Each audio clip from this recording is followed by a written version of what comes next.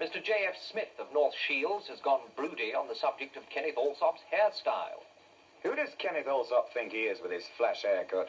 Adam Faith?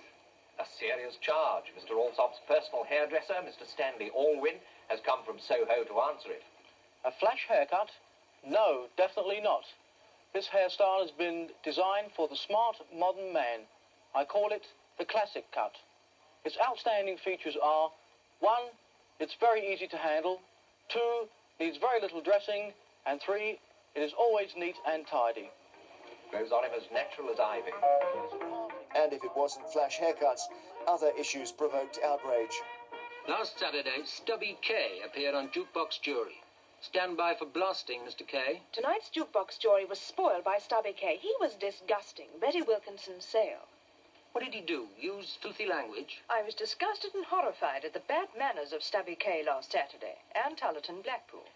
Did he have some buttons undone? We were having a meal whilst watching Jukebox Jury, and it made us sick to see him. E. Hancock Chelsea. Did he belch, perhaps? What a revolting spectacle Jukebox Jury presented to the viewers watching Saturday's programme. Mrs. Cox Sheerness.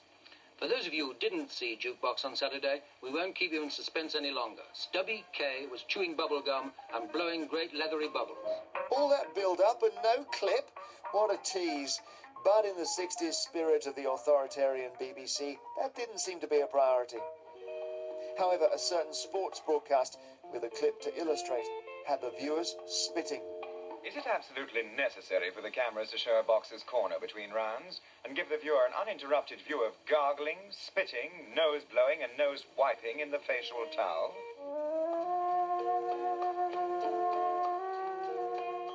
It isn't pretty, it isn't important, but don't you find it illuminating to see how a man spits and gargles, to see him doing something as intimate, as unrehearsed as that?